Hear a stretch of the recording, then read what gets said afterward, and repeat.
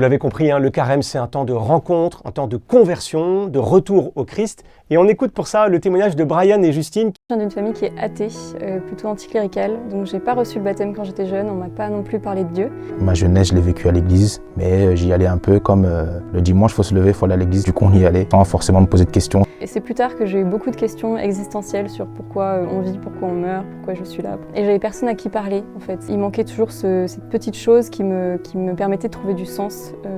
J'avais surtout très peur d'être embrigadée par l'église. Puis j'ai grandi, je viens d'un milieu à forte population musulmane. Du coup, j'étais fortement influencé. J'étais un peu l'ovni dans mon entourage. À être chrétien, c'était parfois un peu une honte, rarement une fierté, c'est devenu une fierté par la suite. Donc j'ai grandi. Arrivé dans mes années collège, j'ai commencé à me poser beaucoup de questions sur ma foi, sachant qu'il y a aussi une partie de ma famille qui est musulmane, qui est musulmane. Du coup, moi, je me suis posé beaucoup de questions, à savoir est-ce que j'ai resté chrétien ou est-ce que j'étais musulman, ou j'avais l'impression que leur foi était plus belle et plus ancrée que la mienne et plus démonstrative que la mienne. Ces questions sont revenues assez rapidement dans ma vie. À quoi sert la vie en fait, si jamais à la fin on peut mourir en 3 secondes comme ça. Et là j'ai rencontré un catholique qui était juste rayonnant, en fait, rayonnant de sa foi, de sa joie. J'ai commencé à lui poser des questions et en parlant avec lui j'ai vu cette lumière et cette paix. J'avais toujours peur de me faire embrigader par l'église.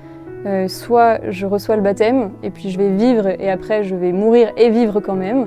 Soit en fait c'est faux et je ne m'en rendrai pas compte, je vais juste mourir et puis ce sera tout. Un jour à l'église, j'ai commencé à avoir beaucoup ces questions-là, et à l'église, je participais beaucoup au regroupement de jeunes, l'ACE, les ACEL, et je voyais tous ces animateurs adultes qui avaient eux une foi très ancrée et très démonstrative. Et de là, j'ai décidé de moi aussi, et j'ai eu cet électrochoc-là en voyant un jour un animateur lire sa Bible. J'ai eu cet électrochoc en me disant que j'avais jamais lu ma Bible, quoi. Les seuls souvenirs de Bible que j'avais, c'est ceux que j'avais du caté. Et en rentrant le soir, j'ai ouvert ma Bible et j'ai pris ma baffe, comme on dit, et j'ai jamais quitté. Mais je me suis dit, je vais peut-être demander le baptême. C'était pas vraiment par foi, c'était plus par choix. Comment on peut être sûr que Dieu existe finalement? Je priais pour des choses très concrètes de ma vie et effectivement, à chaque fois, ça se réalisait. À force d'avoir assez accumulé de hasards qui sont en fait devenus des preuves de Dieu pour moi, j'ai reçu le baptême, j'ai été confirmée 1 mois et demi après. Après, par la suite, en découvrant cette nouvelle force, je fais des erreurs. J'avais ce zèle peut-être au début, que j'ai toujours maintenant, mais qu'on va dire qui est plus modéré, que je maîtrise mieux maintenant. En faisant beaucoup d'erreurs, beaucoup d'étapes par lesquelles je suis passé. Et il y a un moment où il a fallu que je trouve ma place. Enfin, il y a un prêtre m'a dit qu'il fallait que je trouve ma place dans l'église. Et moi, ma place, c'était auprès des enfants. Du coup, je suis devenu animateur, parce que c'était un animateur qui m'avait donné envie de rencontrer Jésus. Du coup, moi-même, je me suis dit, ma place, c'était devenir animateur. Je suis rentré à l'ACE en tant qu'animateur, j'ai passé mon BAFA et aujourd'hui, je continue sur cette voie-là. C'est ma voie et je la quitte pas. Et en fait, la foi est arrivée réellement 2 ans après, quand j'ai fait la rencontre personnelle du Seigneur avec moi. J'ai senti son amour, j'ai senti sa présence. Et c'était surtout une présence libératrice, parce que j'avais d'énormes angoisses. Voilà, une rencontre personnelle lors d'une prière, en fait, des gens qui ont prié pour moi, couronnée avec ça d'une confession.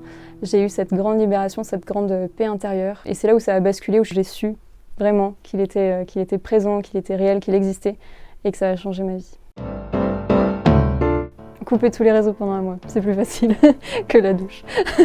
Une douche froide tous les jours, je pense que c'est mieux. Travailler pour la Poste Jeune, clairement. Joker.